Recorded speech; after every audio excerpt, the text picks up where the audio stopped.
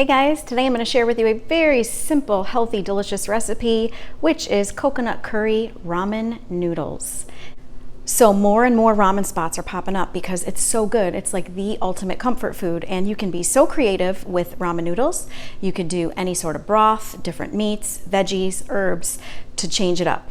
So we'll get started. My pan is heated up. You want a stock pot or soup pan, and to that you're going to add a teaspoon of sesame oil for that nice sesame flavor, and then about a teaspoon of olive oil.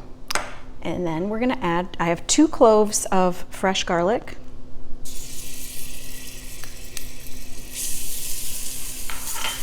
And garlic can burn really fast, so you wanna mix it around, get that nice fragrant smell in the air.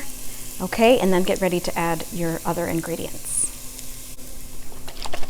Okay, now we're going to add some chicken broth.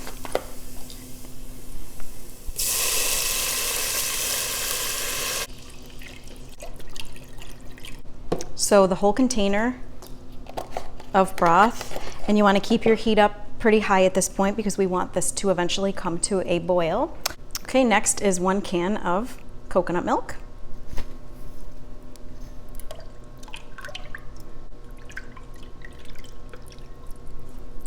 Okay, next I have some red curry paste. This stuff is highly concentrated. It's very thick and it's so good. It has like a sweet smell, but it packs a punch in the flavor. So we're gonna do 2 tablespoons of this. Okay.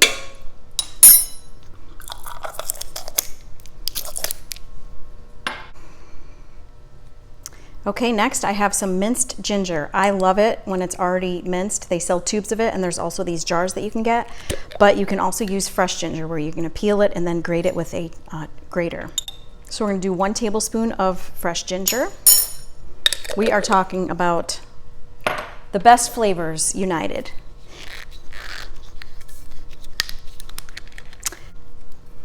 I always opt for the low sodium because soy sauce has so much salt. Anyway, 2 tablespoons.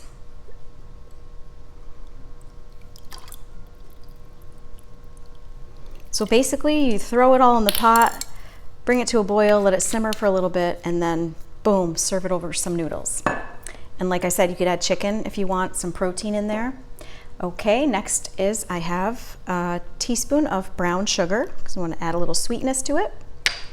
Half a teaspoon of turmeric, turns everything yellow. Okay, we're going to save the basil for the end.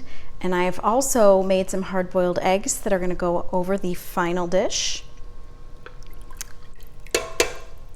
Okay, everything needs a little salt, so I'm going to do a teaspoon and a half. Okay, I'm going to let this come to a boil and then be back.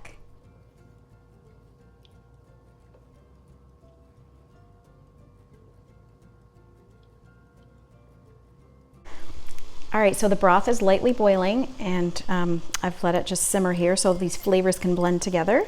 And then I'm going to add fresh basil. I finely chopped about 10 basil leaves. I'm saving a little bit for garnish on my bowl.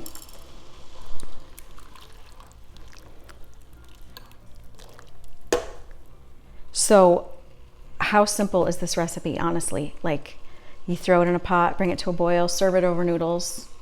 Piece of cake, right?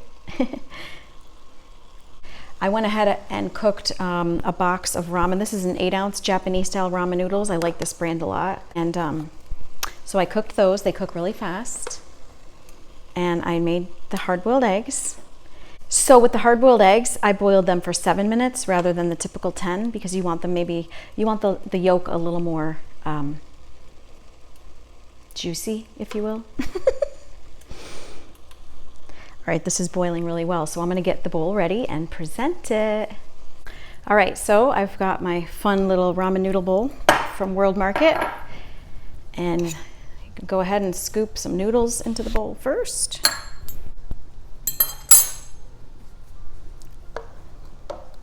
This broth smells so good. Okay, make sure you mix it really well and then go ahead and pour it over the noodles. and you want them brothy. Ooh, I smell that coconut. Okay, and eggs. Now, mind you, my kids won't eat, some of my kids will eat it with eggs. My younger girls will not. So, ooh, the eggs came out perfect. Kind of like a little creamy wet in the center. So you're gonna put an egg in the bowl and a little extra basil. And I love to finish mine off with some sriracha drizzled over the top. Oh, golly, talk about a simple and delicious meal. I wish you could see that closer. I'm gonna take some pics. So there you have it, guys. Coconut curry ramen noodles, dinner in like 10 minutes flat. Who needs takeout, right? So thanks for watching. Hit the like button, comment, share with your friends, and have a great day.